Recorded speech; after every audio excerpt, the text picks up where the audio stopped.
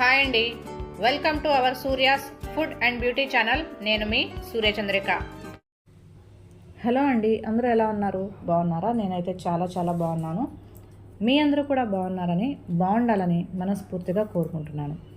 సమ్మర్లో కూల్గా తిని ఎంజాయ్ చేయడానికి ఐస్ క్రీమ్స్ కన్నా మించింది లేదు.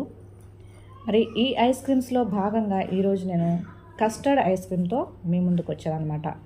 ఇంట్లోనే ఈజీగా కస్టర్డ్ ఐస్ క్రీమ్ని ఎలా ప్రిపేర్ చేసుకోవాలో ఈరోజు నేను మీకు చూపించబోతున్నాను. వీడియోని స్టార్ట్ చేసే ముందు ఫస్ట్ టైం కనుక ఎవరైనా మన ఛానల్ని చూస్తున్నట్లయితే మన ఛానల్లో ఉన్నటువంటి వీడియోస్ అన్నీ ఒకసారి చెక్ చేసి కంటెంట్ కనుక నచ్చితే తప్పనిసరిగా మన ఛానల్ని సబ్స్క్రైబ్ చేసుకోండి. అలానే పక్కన ఉన్న బెల్ ఐకాన్ కనుక క్లిక్ చేశారంటే నేను వీడియోస్ పోస్ట్ చేసిన వెంటనే నేను వచ్చేసాను అంటూ నా వీడియోస్ మిమ్మల్ని పలకరించేస్తాయి. మరి ఈ కస్టర్డ్ ఐస్ క్రీమ్ని బాదం పాలతో కనుక మిక్స్ చేసి బాదం పాలు తాగుతూ ఐస్ క్రీమ్ తింటూ ఎంజాయ్ చేశామంటే దానికి మించిన స్వర్గం లేదు అన్నట్టు ఉంటుందన్నమాట. ఒకసారి మీరు కూడా ట్రై చేసి చూడండి. ఈ బాదం పాలని ఎలా ప్రిపేర్ చేయాలో కూడా నేను ఆల్రెడీ మన వీడియోలో షేర్ చేశాను. ఆ వీడియో లింక్ కూడా నేను ఎండ్ స్క్రీన్లో ఇస్తాను, డిస్క్రిప్షన్లో ఇస్తాను. ఎవరికైనా ఇంట్రెస్ట్ ఉంటే ఆ వీడియోని కూడా ఒకసారి చెక్ చేసి రెండింటిని ప్రిపేర్ చేసుకొని ఎంజాయ్ చేయండి. ఇప్పుడైతే కస్టర్డ్ ఐస్ క్రీమ్ని ఎలా ప్రిపేర్ చేసుకోవాలో చూద్దాం. ముందుగా స్టవ్ మీద నేను ఒక సాస్ ప్యాన్ పెట్టుకొని దానిలోకి ఒక 1/2 లీటర్ వరకు పాలను పోసుకున్నాను. ఈ పాలు కాగేలోపు మనం కస్టర్డ్ ఐస్ క్రీమ్ని కలిపేసి పెట్టుకుందాము. ఒక బౌల్ తీసుకొని ఈ బౌల్లోకి నేను 2.5 స్పూన్స్ వరకు కస్టర్డ్ పౌడర్ని యాడ్ చేసుకుంటున్నాను. ఇది వెనిలా ఫ్లేవర్డ్ కస్టర్డ్ పౌడర్. ఒక 1/2 లీటర్కి 2 to 3 teaspoons custard powder అయితే సరిపోతుంది. ఈ కస్టర్డ్ పౌడర్ని మనం పాలతో కానీ నీళ్ళతో కానీ ఉండలు లేకుండా కలుపుకోవాలి. నేనైతే ఇక్కడ చల్లని పాలతో కలిపేసుకుంటున్నాను. మంచిగా మిక్స్ చేసుకొని దీనిని పక్కన పెట్టేసుకుందాం. ఈ కస్టర్డ్ పౌడర్ని కలిపి పెట్టుకునే లోపు మనకి ఈ పాలు కూడా పొంగు రావడం స్టార్ట్ అయింది. చక్కగా ఈ విధంగా పొంగు వచ్చేంత వరకు మనం ఒకసారి కాగబెట్టుకోవాలి. మీకు కావాలనుకుంటే ముందే పాలను యాడ్ చేసేటప్పుడు షుగర్ కూడా యాడ్ చేసుకొని కాసుకోవచ్చు. నేనైతే ఇక్కడ ఒక పొంగు వచ్చిన తర్వాత షుగర్ని యాడ్ చేసుకుంటున్నాను. షుగర్ క్వాంటిటీ అనేది మీ టేస్ట్కు తగినట్టుగా యాడ్ చేసుకోండి. నేను ఇక్కడ నా టేస్ట్కు తగినట్టుగా షుగర్ని యాడ్ చేసుకున్నాను. షుగర్ యాడ్ చేసుకున్న తర్వాత షుగర్ కరిగేంత వరకు మనం పాలను కలుపుకుంటూ కాగబెట్టుకోవాలి. మరలా ఇంకొక పొంగు వచ్చేంత వరకు కూడా మనం ఈ పాలని కాగబెట్టుకోవాలన్నమాట. నాకైతే ఇక్కడ పాలు మరుగుతూ ఉన్నాయి. ఇంకొక పొంగు కూడా రాబోతోంది.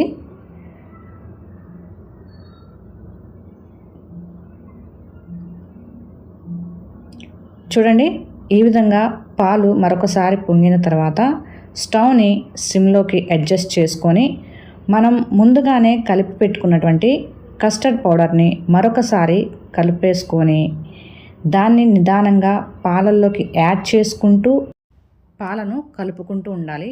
కస్టర్డ్ పౌడర్ యాడ్ చేసుకునేటప్పుడు పాలను ఈ విధంగా తప్పనిసరిగా కంటిన్యూస్గా కలుపుకుంటూనే ఉండాలి. లేదంటే కస్టర్డ్ పౌడర్ అనేది ఉండలు కట్టేసినట్లుగా అవుతుంది. ఈ విధంగా మనం కలుపుకుంటూ కాగబెట్టుకుంటే మనకి కన్సిస్టెన్సీ అనేది చిక్కగా అవుతుంది. బాగా చిక్కబడేంత వరకు కూడా మనం ఉడికించుకోవాలి. చూడండి, ఈ విధంగా చిక్కబడిపోతుంది అనమాట. మనం నార్మల్గా ఫ్రూట్ సలాడ్ చేసుకోవడానికి, ఫ్రూట్ కస్టర్డ్ చేసుకోవడానికి ప్రిపేర్ చేసుకుంటాం కదా, ఆ విధంగా మనం చిక్కగా అయ్యేంత వరకు ఉడకపెట్టుకోవాలి. నేను ఉడకపెట్టుకొని స్టవ్ మీద నుంచి తీసేసి అది చల్లారేంత వరకు కూడా దానిని పక్కన పెట్టేశాను. పూర్తిగా చల్లగా అయ్యాక మనం ఫ్రిడ్జ్లో పెట్టుకోవాలి. నేను ఏ బౌల్లో అయితే ఐస్ క్రీమ్ని స్టోర్ చేసుకుందాం అనుకుంటున్నానో ఆ బౌల్లోకి అయితే కస్టర్డ్ అంతా కూడా ట్రాన్స్ఫర్ చేసేసుకుంటున్నాను. ఈ విధంగా ట్రాన్స్ఫర్ చేసుకొని దీని మీద మూత పెట్టేసి ఈ బౌల్ని మనం డీప్ ఫ్రిడ్జ్లో పెట్టుకోవాలి. నేనైతే ఇక్కడ డీప్ ఫ్రిడ్జ్లో పెట్టుకొని తీసాను. ఇప్పుడు మనకి కస్టర్డ్ ఎలా ఉందో మీకు చూపిస్తాను చూడండి.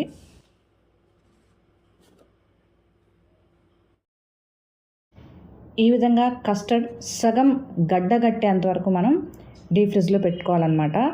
మనకి ఎంతవరకు గడ్డగట్టిందో ఇప్పుడు స్పూన్తో కూడా మీకు తీసి చూపిస్తాను. చూసారు కదా, సగం వరకు మనకి ఈ కస్టర్డ్ అంతా ఐస్ గడ్డలాగా రెడీ అయిందనమాట. ఈ విధంగా సగం గడ్డగట్టేంత వరకు మనం ఈ కస్టర్డ్ని డీప్ ఫ్రిడ్జ్లో పెట్టుకోవాలి. ఇప్పుడు మనం కస్టర్డ్ని బీట్ చేసుకోవాలి. నాకైతే ఇక్కడ ఎలక్ట్రికల్ బ్లెండర్ ఉంది కనుక నేను బ్లెండర్తో మొత్తం ఒకసారి బ్లెండ్ చేసేసుకుంటున్నాను.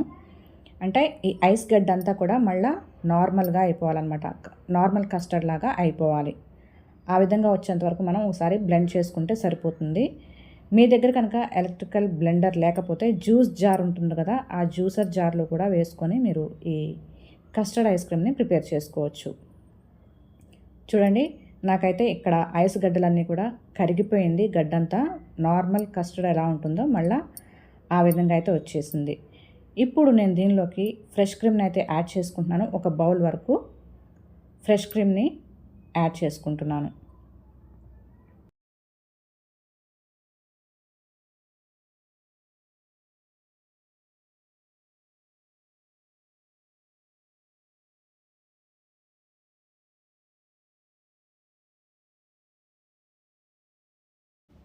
కస్టర్డ్ క్రీమ్ని యాడ్ చేసిన తర్వాత మళ్ళీ మనం బ్లెండ్ చేసుకోవాలన్నమాట. బ్లెండర్ని హై స్పీడ్లో పెట్టి బ్లెండ్ చేసుకోవాలి. మీరు కనుక జ్యూసర్ జార్ కానీ మిక్సీ జార్ కానీ యూస్ చేస్తున్నట్టయితే మీరు యూజ్ చేసే మిక్సీని కూడా బాగా హై స్పీడ్లో పెట్టి బ్లెండ్ చేయండి, సరిపోతుంది. ఈ విధంగా 5 to 10 minutes వరకు, అంటే బాగా బబుల్స్ లాగా ఫామ్ అయ్యేంత వరకు కూడా మనం దీన్ని బ్లెండ్ చేసుకోవాలి. ఒక క్రీమీ కన్సిస్టెన్సీ వస్తుంది. ఆ క్రీమీ కన్సిస్టెన్సీ వచ్చేంత వరకు మనం ఈ మిక్చర్ని బ్లెండ్ చేసుకోవాలి. ఈ విధంగా బ్లెండ్ చేసుకుంటూ ఉంటే మన కస్టర్డ్ కూడా డబల్ క్వాంటిటీ అవుతుందన్నమాట.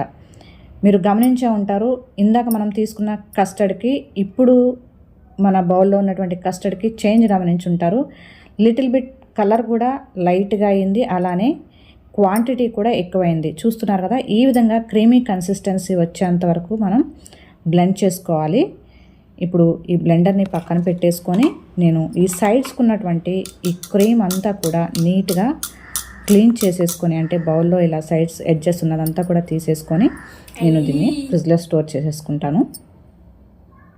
ఈ విధంగా మొత్తం నీట్గా చేసేసుకున్న తర్వాత మూత పెట్టేసుకొని నేను ఓవర్ నైట్ డీప్ ఫ్రీజర్లో పెట్టేశానండి. యాక్చువల్గా నేను బాదం పాలు కూడా ప్రిపేర్ చేశానండి. బాదం పాలతో పాటు ఐస్ క్రీమ్ కూడా ఉంటే బాగుంటుంది అనిపించి నేను ఐస్ క్రీమ్ని ప్రిపేర్ చేస్తున్నాను. బాదం పాలతో పాటు మేము ఎంజాయ్ చేద్దాం అనుకుంటున్నాం కాబట్టి నేను ఇక్కడ డ్రై ఫ్రూట్స్ ఏమీ యాడ్ చేయలేదు ఐస్ క్రీమ్లో. మీకు కావాలనుకుంటే ఈ విధంగా బీట్ చేసేసిన తర్వాత, బ్లెండ్ చేసిన తర్వాత మీకు నచ్చినటువంటి డ్రై ఫ్రూట్స్ని, ఆల్మండ్, పిస్తా, క్యాషూస్, ఇలా ఏవైనా సరే డ్రై ఫ్రూట్స్ని యాడ్ చేసుకొని ఫ్రీజ్ చేసుకోండి. చాలా చాలా బాగుంటుంది. ఫ్రీజర్లో పెట్టుకునేటప్పుడు ఫ్రిడ్జ్ టెంపరేచర్ని కూడా కరెక్ట్గా అడ్జస్ట్ చేసుకొని పెట్టుకోండి, లేదంటే ఐస్ క్రీమ్ టెక్స్చర్ అనేది కరెక్ట్గా రాదు, మనకి ఫ్రీజ్ అవ్వదన్నమాట. సమ్మర్లోకి అడ్జస్ట్ చేసుకొని ఫ్రీజ్ చేసుకోండి, మనకి ఐస్ క్రీమ్ టెక్స్చర్ కరెక్ట్గా వస్తుంది. నేనైతే ఇక్కడ ఫ్రీజ్ చేసేసుకున్నాను.